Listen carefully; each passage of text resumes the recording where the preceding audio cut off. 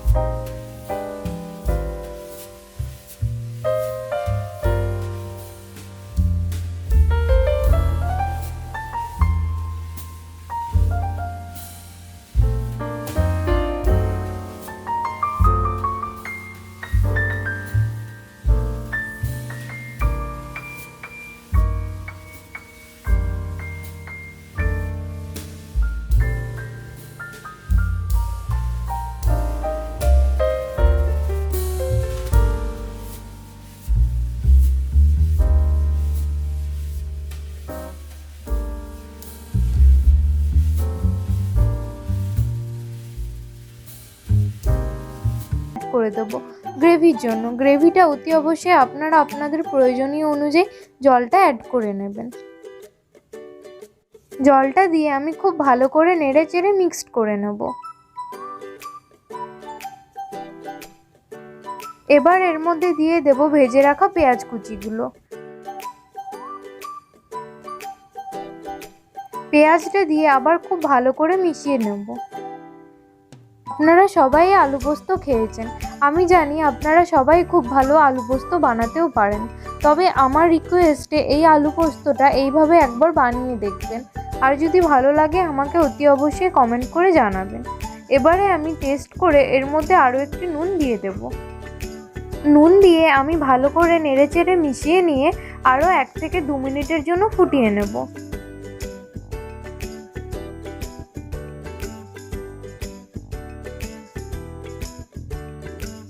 আলু পোস্তটা হয়ে এসছে।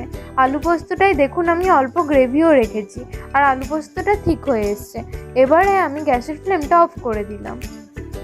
আমার এই রেসিপিটা যদি আপনাদের ভালো লেগে থাকে তাহলে প্লিজ লাইক করবেন, শেয়ার করবেন, আমাকে কমেন্ট করে জানাবেন আর আমার চ্যানেলটা সাবস্ক্রাইব করে দেবেন। সবাই ভালো থাকবেন, সুস্থ থাকবেন।